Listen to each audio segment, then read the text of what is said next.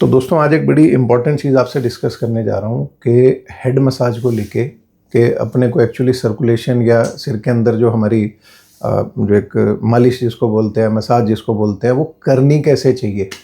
और आपको सही बताऊं तो 90% लोगों को पता ही नहीं है कि हेड मसाज होती कैसे है। तो आज मैं आपको प्रैक्टिकली दिखाऊंगा, मेरे स्टाफ हैं तो इनके ऊपर के अपने को 3 लेवल्स होते हैं मसाज के, और तीनों लेवल्स मैं आज आपके सामने क्लैरिटी से बताने वाला हूँ।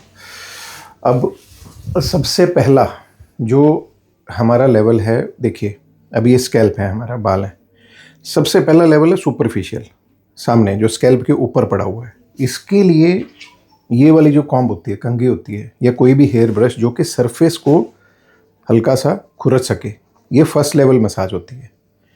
ये बेसिक जिसको हम बोलते हैं, इससे आपका, और ये इसी तरीके से करनी चाहिए कि इसको छोटे छोटे स्ट्रोक्स में लेना चाहिए। जब हेयर फॉल होगा, आप लंबा स्ट्रोक लोगे तो इसमें बहुत सारे बाल आपके लूज होंगे और आप फिर अगली बार इसमें करोगे नहीं। तो इसको आपने इस तरीके से मूव करते रहना है।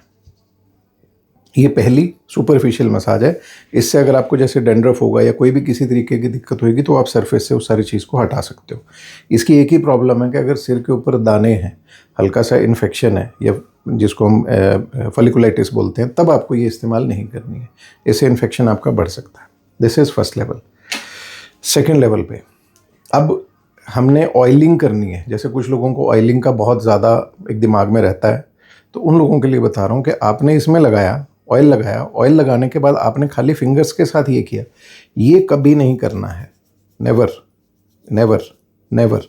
जब आप ऐसे करते हो तो आपकी हथेली के बीच में ये बाल और नीचे स्कैल्प के बीच में इनको आप अच्छे से रगड़ रहे होते हो, रोल कर रहे होते हो।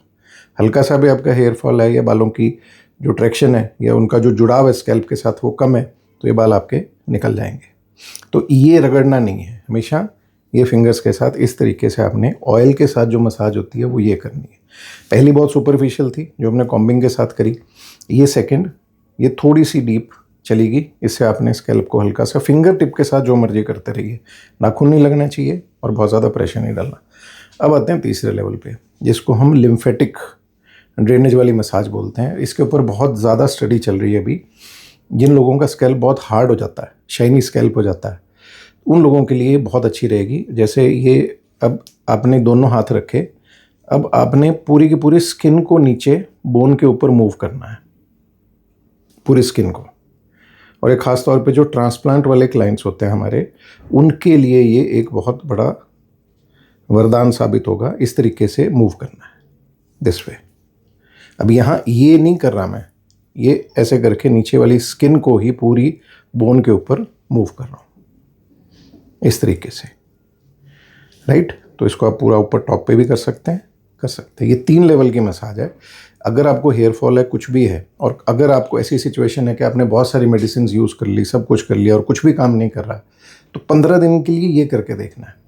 और बेस्ट क्या रहता है कि पहले आपने ये कर लिया, फिर उसके ऊपर आपने सीरम लगा लिया। बट इसमें एक चीज़ का ध्यान रखना है, जब भी आप कॉम्ब के साथ एक बार मसाज कर ली, एग्रेसिवली अगर आपने कर ली, तो मिनॉक्सिडिल और पेप्टाइड ये दोनों इकट्ठे आपने यूज़ नहीं करने। तो ट्रांसप्लांट वाले क्लाइंट्स जो हैं हमारे, अप्रॉक्सीमेटली आफ्टर 8 डेज, 8 दिन के बाद में इस तरीके से स्कैल्प की मसाज, जो स्कैल्प की मूवमेंट है, जो डीप वाली मैंने लिम्फेटिक वाली बताई है, वो स्टार्ट कर सकते हैं। और 15 दिन के बाद ये कॉम्बिंग वाली कर सकते हैं। ऑयल में जनरली हर एक को बोलता हूँ कि अगर आपको मेल पैटर्न बाल्डनेस है तो रूटीन में तेल मत इस्तेमाल करिए। तेल लगा के आप उसको वॉश कर सकते हैं, बट रूटीन में उसको मत लगाइए। धन्यवाद।